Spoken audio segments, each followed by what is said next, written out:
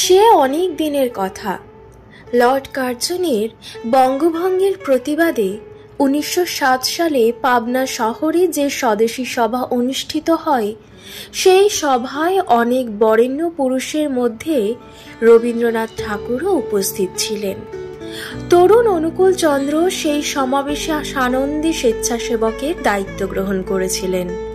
তিনি লর্ড কার্জনকে ধিক্কার দিয়ে যে কবিতা লিখেছিলেন, তাতে নিজের ও দেশবাসীর মনোবেদনাকে সুন্দরভাবে প্রকাশ করেছিলেন।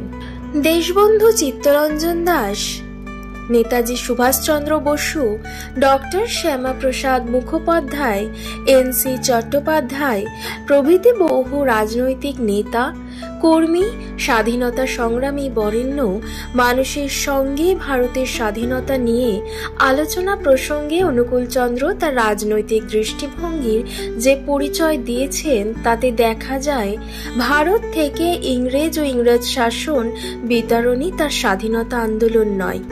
তিনি চাইতেন ভারতবাসীর মধ্যে থেকে সর্বপ্রকার হীন সাম্প্রদায়িকতা, প্রবৃত্তিবশতা, জড়তা, দুর্বলতা, বিশ্বাসঘাতকতা যাতে দূর হয়, সেই সংগ্রামে তাদের যুক্ত করতে। সম্প্রদায়গত, প্রবেশগত, ভাষাগত বিরোধ দূর করে ভারতবাসীর মধ্যে ভ্রাতৃভাব প্রতিষ্ঠা করে তাদের ঐক্যবদ্ধ করে তোলার প্রয়োজনকে তিনি প্রথম গুরুত্বপূর্ণ পদক্ষেপ বলে মনে করতেন। কর্মভিত্তিক বাস্তব গঠনমূলক সেবার মাধ্যমে স্বাধীনতা সংগ্রামীগণ দেশবাসীর আস্থা এবং বিশ্বাসকে অর্জন করতে পারলে ইংরেজ শাসক অপেক্ষা তারাই যে দেশবাসীর অধিক কল্যাণ সাধনে সক্ষম। এই বাস্তব সত্যটি প্রতিষ্ঠা করতে পারলে ইংরেজ শাসন দেশবাসীর নিকট অপ্রয়োজনীয় হয়ে উঠবে। তাতে স্বাধীনতা লাভের পূর্বেই দেশবাসীর মধ্যে পারস্পরিক সম্পর্কে যেমন উন্নতি হবে, তেমনই হবে তারা ঐক্যবদ্ধ। দেশবন্ধু চিত্তরঞ্জন দাস 1924 খ্রিস্টাব্দের 14 জুন শনিবার মাতা মনমোহিনী দেবীর মাধ্যমে সৎনাম গ্রহণ করে শ্রী শ্রী ঠাকুর অনুকূলচন্দ্রকে গুরুপদে বরণ করেন। দীক্ষার পূর্বে দেশের নানা বিষয় আলোচনা করতে করতে তখনকার স্বাধীনতা আন্দোলনের প্রসঙ্গ এসে গেল। মহাত্মাজির চরকা এবং খদ্দরের কথায় দেশবন্ধু বললেন, চরকা ও খদ্দরে দেশের অনেক উপকার হতে পারে, কিন্তু ওতে যে দেশোদ্ধার হবে তা আমি কখনোই বিশ্বাস করতে পারিনি। মহাত্মাজির ওতে খুবই দৃঢ় বিশ্বাস। শ্রী শ্রী ঠাকুর বললেন, দেখুন দাসদা, শুধু খদ্দরে কি হবে বলুন তো? আর জেলে গেলেই বা কি হবে? ব্রিটিশকে কি এমনই শক্তিহীন মনে করেন যে শুধু খদ্দর পড়লে, চরকা চালালে আর জেলে গেলেই তারা দেশ ছেড়ে পালাবে? যা করলে যা হয়, তা করলে তাই হয়। জেলে গেলে স্বাস্থ্য যায়, শক্তি ক্ষয় হয়, মনুষ্যত্ব নষ্ট হয়। দেশবন্ধু বললেন, তবে কি করব? শ্রী শ্রী ঠাকুর বললেন, দেশটাকে যদি স্বাধীনই করতে চান আপনারা, তবে দেখতে হবে ইংরেজরা সমস্ত দেশটাকে কেমন সেবা করে জয় করে নিয়েছে। আপনারাও যদি লেগে যান, কোথায় দেশবাসীর দুঃখ, জনসাধারণের কোথায় অভাব, কোথায় দৈন্য, প্রাণে প্রাণে বুঝে যদি তা দূর করবার জন্য তীব্রভাবে কাজে লেগে যান, আর আপনাদের সেবা যখন দেশবাসী ব্রিটিশের সেবার চেয়ে বেশি বলে তারা প্রাণে প্রাণে বুঝবে, তখন স্বরাজ স্বরাজ বলে চিৎকার করতে হবে না, আবেদন করতে হবে না, স্বরাজ আপনিই আসবে।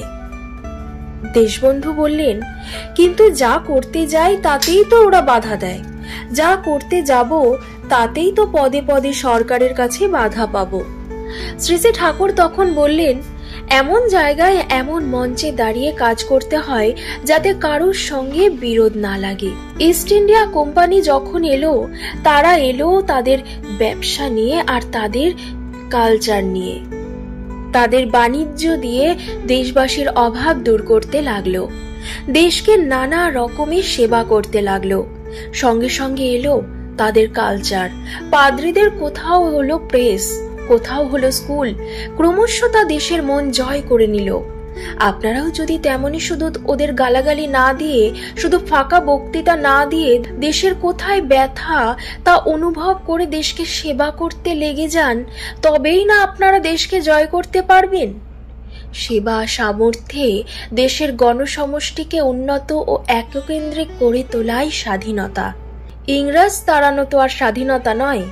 আমি বুঝি সেবা, বাস্তব কর্মের ঢেউ তুলে ব্যক্তি ও সমাজের সব রকম অভাব দূর করা, আর একেই আমি রাজনীতি বলে মনে করি। দেশবন্ধু শ্রী শ্রী ঠাকুরের এই কথা শুনে বললেন, সারা দেশটাই যেন মানুষের মতো মানুষ নেই। যার উপর ভার দিতে যায় সেই ঠিক মতো পারে না, আবার যারই ভালো করতে যায় সেই হয়ে ওঠে নিন্দুক নয় বিশ্বাসঘাতক। শ্রী শ্রী ঠাকুর বললেন, দেশে মানুষের মতো মানুষের অভাব আপনারা দেখতে পাচ্ছেন, অথচ এত তাড়াতাড়ি স্বরাজ পেতে যে আপনারা চাচ্ছেন, তাতেই বোঝা যায় সবটুকু দায়িত্ব নিয়ে যেন আপনারা স্বরাজ চান না। যদি চাইতেন তবে আমার মনে হয় আগে মানুষ তৈরি করতেন। তা না করে আপনারা পরের দোষ দিচ্ছেন, আর পরের দোষই শুধু দেখছেন। ওদের দোষ দেখতে দেখতে ওদের কি কি গুণে ওরা আমাদের উপর আধিপত্য করতে পারছে তার দিকে আর কিছুতেই নজর পড়ছে না। দোষ দিয়ে আর দোষ দেখে দেশ, সমাজ ও জাতিকে আরো দুষ্ট করে তুলছেন। দেশে মানুষ হবে কি করে দাসদা? সমাজটা একেবারে রোটেন হয়ে গেছে। ঘরে ঘরে অশান্তি, দাম্পত্য সুখ নেই, শিশু মৃত্যু বেড়ে চলেছে, আয়ু ক্ষীণ হয়ে গেছে, স্বাস্থ্য জরাজীর্ণ। আজকাল বিয়েই ঠিক মতো হচ্ছে না, তো ভালো মানুষ হবেই কি বা কি করে? দাসদা, সমাজকে যদি সংস্কার করতে পারেন, বিবাহ পদ্ধতি যদি নতুন বিল করে আমূল পরিবর্তন করতে পারেন, তবে অসম্ভব নয় যে 20 বছরের ভিতরেই এমন সব যুবক পাবেন যারা দেশে কর্মীর অভাব দূর করে দেবে। এমনই কত কথা হতে লাগলো সমাজ নিয়ে, দেশ নিয়ে, স্বাস্থ্য নিয়ে, অর্থনীতি নিয়ে, শিক্ষা নিয়ে। কথাগুলির মধ্যে এমন কিছু ছিল যা তীরের মতো গিয়ে সকলের অন্তরে বিদ্ধ হতে লাগলো। দেশবন্ধু তন্ময় হয়ে শ্রী শ্রী ঠাকুরের অপূর্ব ভঙ্গিমা দেখছিলেন, আর বিস্মিত হয়ে তার শ্রীমুখ নিঃসৃত অপূর্ব গূঢ় যুক্তিপূর্ণ বাণী মন্ত্রমুগ্ধের মতো শুনছিলেন।